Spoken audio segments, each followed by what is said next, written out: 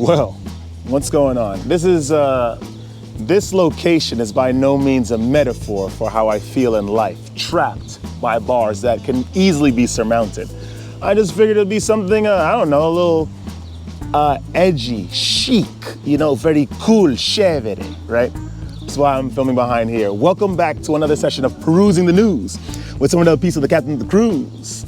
To you fools that may be down in the blues and need some analysis on what is to be true. So as always, we're gonna get right into it. Like, comment, subscribe, and let's begin. We got some interesting articles, dead serious. I don't understand this world. Why are people so weird? Let's begin with this article that I've never actually expressed this sentiment on the channel.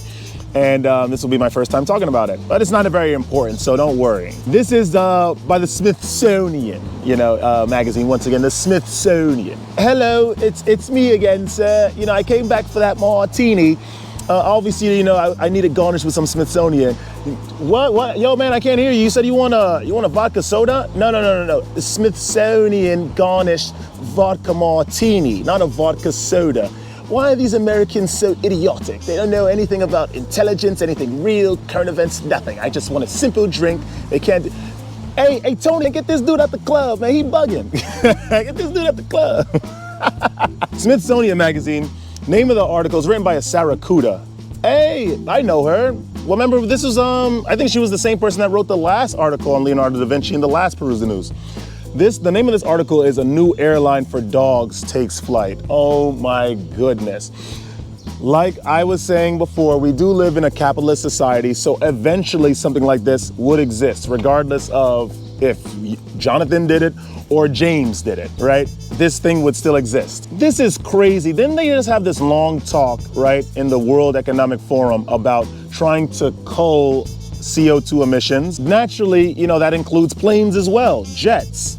The fact that they need an airline specifically for dogs is just insane. These guys are so greedy and so idiotic that they're going back on the same promises that they tried to have the public go by. Let's get started with this. Ask any pet parent, another idiotic term that we've normalized in this contemporary world.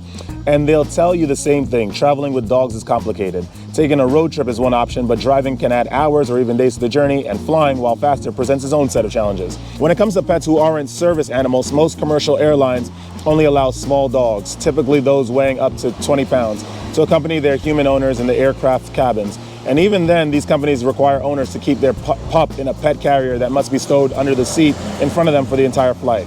Larger dogs are relegated to the cargo hold beneath the plane, a terrifying and potentially dangerous experience. So instead of putting all this money towards these special planes for dogs, right, just spend a little bit less of that, or half of that money that you would spend on creating airlines for dogs, fortifying the space in the cargo hold to hold larger dogs. Why do this obsession, guys, I'm gonna talk about this right now. This obsession, right, this modern day obsession with pets is beyond me. I don't understand. These guys are so obsessed. It's even here. It's in most metropolises in the Western world. These guys are so obsessed with these domesticated animals. It's astounding. There would be a dog, right, that I guess stepped on a thorn. Right next to that dog that stepped on a thorn in the street, there's this a homeless kid, right, that clearly has sores all over his face and clearly needs medical help. Most people would actually take care of the dog over the kid. That's how obsessed these weirdos are over their domesticated animals. It's insane. The fact that we're actually now creating a whole airline just to service the transportation of dogs, which is most people don't even have dogs. We can put that money towards perhaps maybe actually creating a little bit more affordable housing, maybe creating jobs for individuals, right? Instead, we're going to try to continuously coax and prod along this mental illness that has befallen our society in this contemporary age and create airlines for dogs. Oh my good. Now a new dog first airline aims to relieve all that stress. Oh my God. I can't go to two states to the west in the United States without having my domesticated pet. Oh my God. It's my comfort animal. I have so many anxieties. I'd rather not talk to a human being, but I'll talk to a dog that can't speak back to me. This society is crazy. Bark Air. That's the name of the airline. An airline created by the pet company Bark. So dumb. Took its inaugural flight on Thursday, transporting a sold out plane full of pups and their human companions from New York to Los Angeles.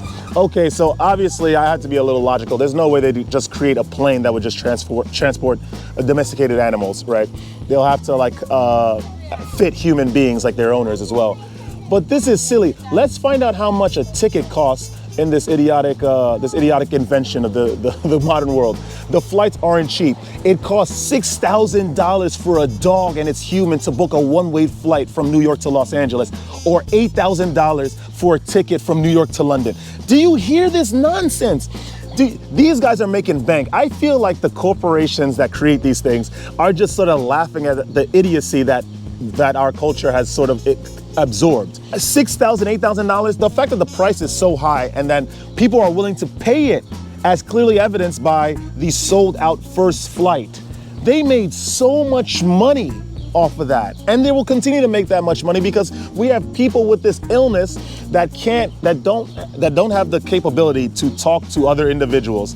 They need to be around their dogs all the time. They're going from New York to Los Angeles for a week. They need to have their dogs next to them. They need to be able to have their wine and then have their dog next to them while they rewatch Sex and the City. Like, this is our society. This is our world. This is it. Instead of utilizing this money, right, to create something worthwhile and beneficial to the rest of the human race, we are creating airlines for domesticated animals. I think, you know what I think? I'm gonna be completely honest. Honest time with Sombra del Piso. I think that the majority of people that have dogs are the people that make up the majority of the race in this world. And I think that that transition from slavery, right, to the contemporary world where it's not really slavery as in the antiquated way. Like, we have chains on, we're indentured servants working for countless hours without pay and little food and sustenance. No, we are in a modern day slavery, I know, where we're working for minimum wage and we can barely afford the housing, in our respective cities. I don't think that the majority of people, the majority race in this world has transitioned to contemporary life well, which is why there's this obsession with dogs now, and it's crazy. These dogs have like human names, like, oh, this is my dog Preston, or this is my dog Anne Marie. Like, it's what happened to Rover and Fido? I think this is silly. I think this is nuts, and I think that this is indicative of growing one of the many mental illnesses that has befallen our contemporary world. Bark Air. The company flies to Dubai, Dublin, Florida, Frankfurt, Hawaii, Lisbon, London, Los Angeles, and Milan, New Jersey, and Paris. Why do you even need to go there with your animals? That doesn't make any sense. This is just indicative, like I said, of this growing mental illness that has taken over our society. I'm dead serious. We're gonna go on to the next article. This is so dumb. Why are we obsessed with domesticated animals? I'm finished with that Smithsonian article. Now we have an article from the Time magazine. I like Time. They talk a lot about a lot of things, in a very, very detailed, very, very empirical data sort of way. This is the article that we had from the last Peruse the News video, which spoke about sugar, why sugar is super bad. So the article, this one is written by Tabitha Stanmore. The name of the article is Why We Still Turn to Magic in Difficult Times. Magic in this sense, it's not necessarily like, oh, I can make a rabbit come out of the hat, or turn that rabbit that came out of the hat into doves or something, but it's more like turning towards horoscopes, right? Turning towards zodiac signs, religion to some degree without any sort of physical works, praying to someone, hoping that your life will change without making any change to it. This is, I'm guessing, what Tabitha is going to talk about. Let's start this article. In 1552, the Protestant divine Hugh Latimer preached a sermon in Lincolnshire, England. When we be in trouble, he said, or sickness, or lose anything, we run hither and thither to wizards or sorcerers, whom we call wise men, seeking aid and comfort at their hands. Latimer saw this reliance on magic as a problem because it caused supposedly good Christians to turn their backs on God.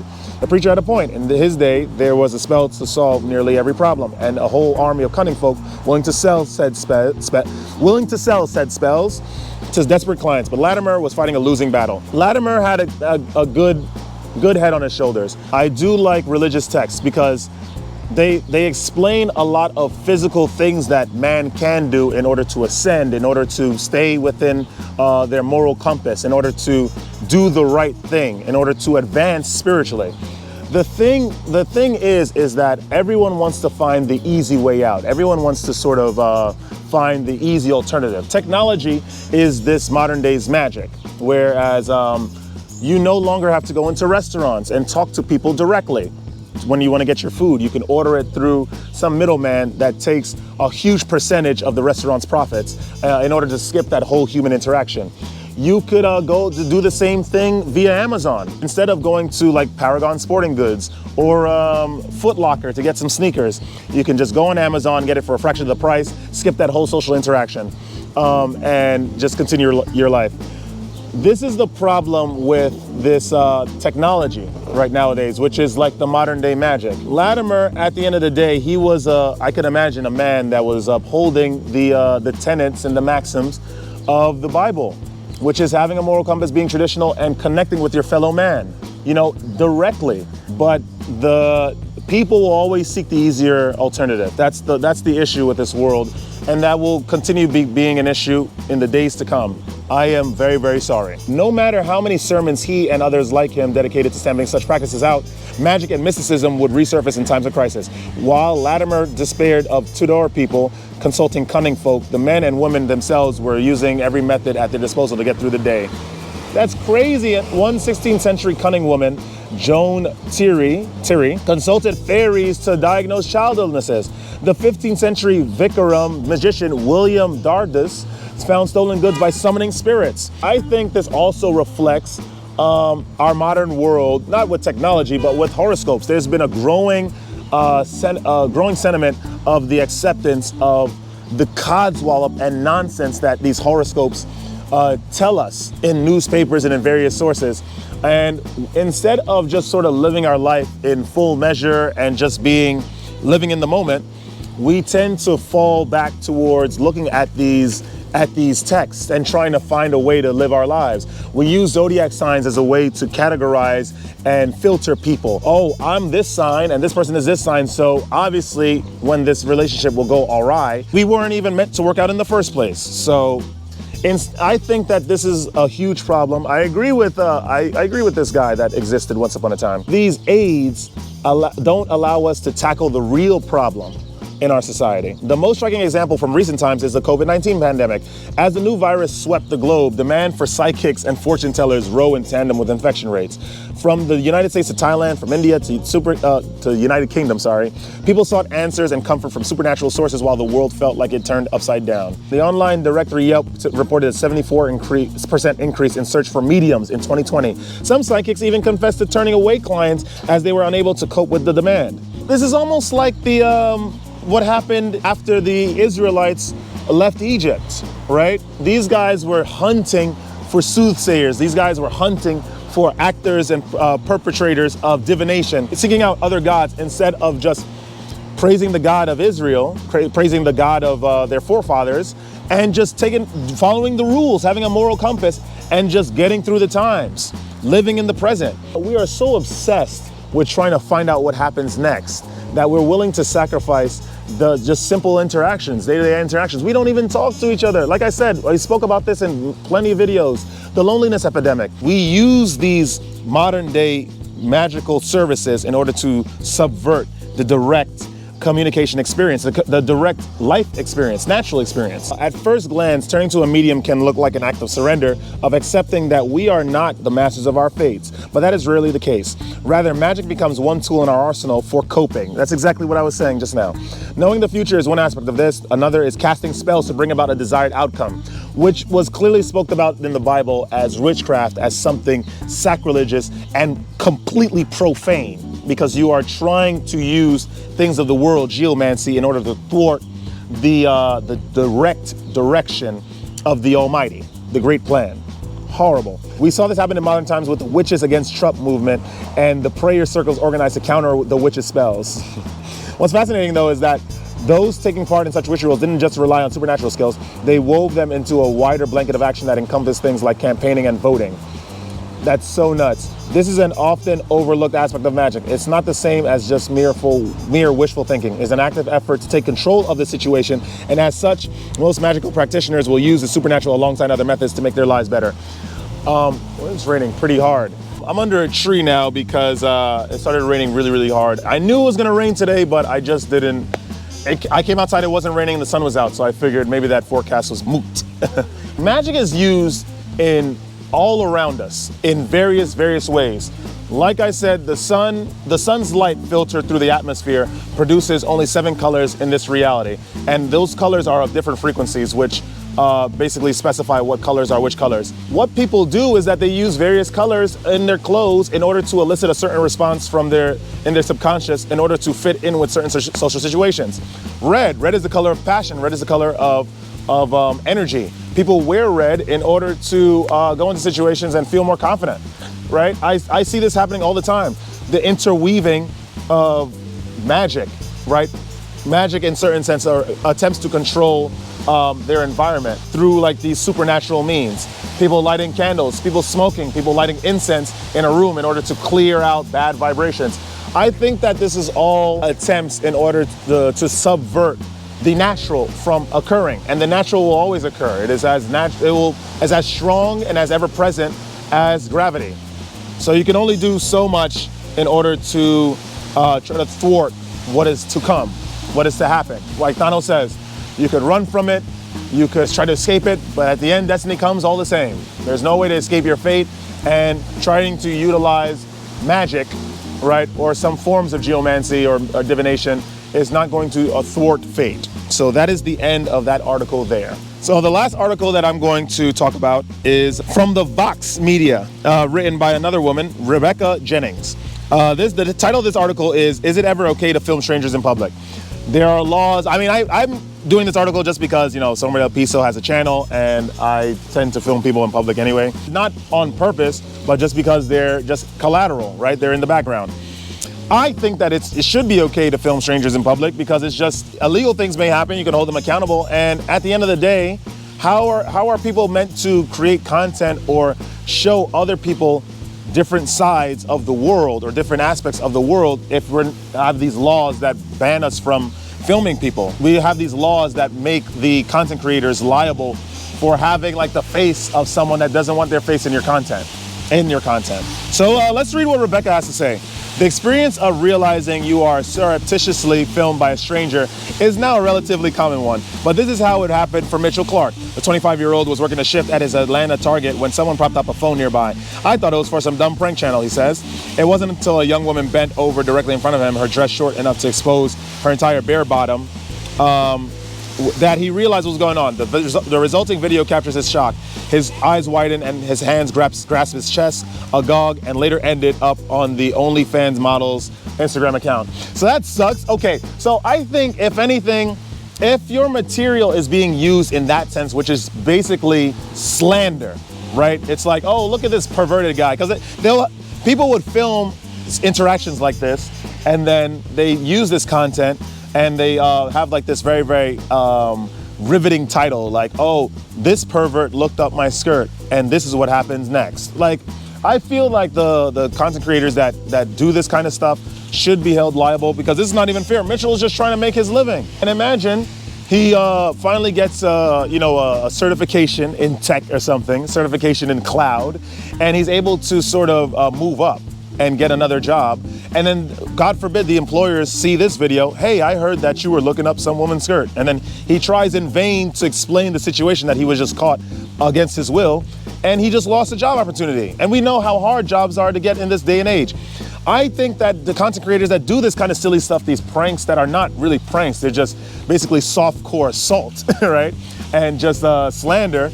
I think these guys should be held liable for sure. I don't do that. Just in case, you guys were wondering, Sombra del Piso just films in random areas and talks about the worlds above, the worlds below, and the interaction of the people that are of those two worlds or chasing those two things. That's it. I'm safe. It's been a decade and a half since social media made it possible for anyone's camera, phone video to go viral. But is TikTok a platform where overnight fame is more achievable than ever that has turned filming strangers in public into a controversial cottage industry?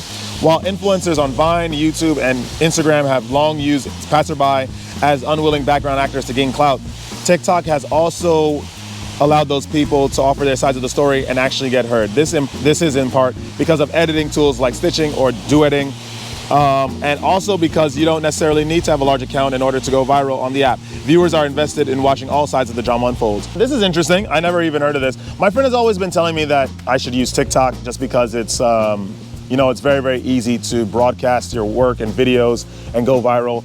I'm not interested necessarily in going viral. I'm sort of more interested in just getting my message out there on just my beliefs and my lifestyle and my travels. That's really it. Anything else that happens, if those videos happen to go viral, then glory be to God. Definitely this phenomena of trying to go around doing all these embarrassing pranks and acts to innocent bystanders is a thing that definitely needs to get addressed. But it sucks because usually when legislation comes against that are really meant to target specific types of crimes and disorders, it tends to blanket the entire movement or the entire facet that facilitates that crime in the first place, which I guess is good, but it's collateral. There's collateral that's gonna be damaged. Like maybe we won't be allowed to film for a certain period of time in public, or maybe you're gonna need like some sort of permit or pass or something to be able to film. Who knows? I'm not gonna say too much because I don't wanna give these guys any ideas, You see, and yet these videos continue to rack up millions of views, forcing us to reckon with the fact that in 2024, some of the most viewed content on social media is essentially non-consensual voyeurism. There's clearly an appetite to watch as strangers are shamed, ridiculed, gawked, or generally caught off guard, even when we know that it isn't exactly morally sound. A precursor to the form came in 2009, the blog People of Walmart. The blog People of Walmart was devoted to making fun of customers wearing embarrassing clothing. Unsurprisingly, much of the humor relied on classist, fatphobic, transphobic stereotypes. Okay, so clearly we found out the true sentiments and opinion about the people that film content from this writer. What's her name again? Rebecca, is it? She doesn't like to be filmed in public, and she probably thinks that there's nothing wrong with being obese or overweight. Which, I mean, that's her personal opinion. But at the end of the day, I think that she's talking about a specific facet of this content, which are people that base all of their views, that base the topics, the main ideas of their videos, their particular videos, on people that are just passing by, instead of actually producing real content. And to that end, I agree with her on that aspect. It's not very fair. It's not right. But people are going to continue to do it because there's no laws and there's no rules against it. I also think that people need to get a little bit more creative. Have more content like this. If you catch people in the background, you catch people in the background. That's whatever. But the focal point is listening to the words and seeing the actions of the individual that has given themselves consent to be on camera. It would be easier if we all collectively decided, it would be easier if we all collectively decided that it was never acceptable to film random strangers in public under any circumstances. But rarely are social questions, especially ones that collide squarely with the ever-evolving norms of our online lives, is uncomplicated. You do, in fact, have a right to film in public places, as the ACLU points out. The ability to do so creates an independent record of what took place in a particular incident, one that is free of accusations of bias, lying, or faulty memory. So I said this too in the beginning of describing this article.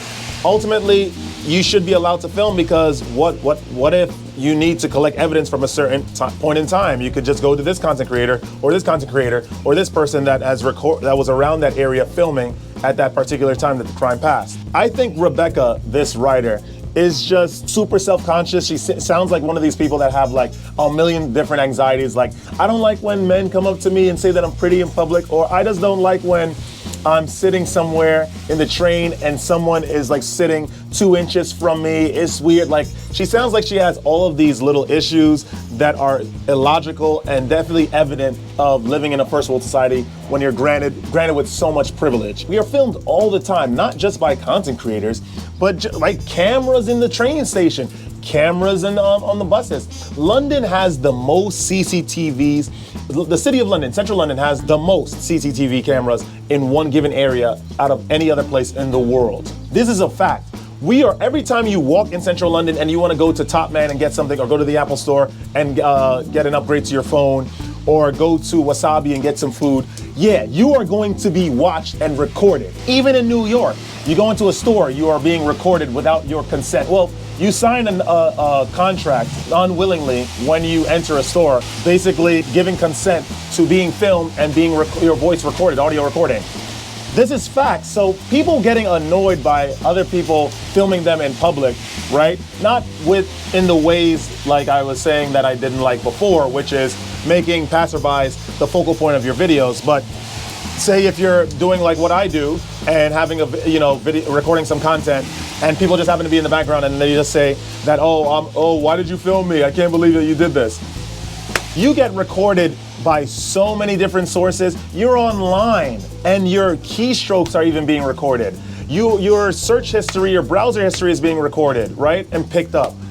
Do not be angry at just some independent creator that does not have financial might and intellectual might like these corporations. It just seems like she just has all these anxieties and she just wants to talk about it on the internet with other people that parrot those same kind of views but don't have the intellectual confidence to write it in some news source. So with that being said, Soma del Piso gone. If you like that content, like, comment, subscribe, share the video with some peers as per usual.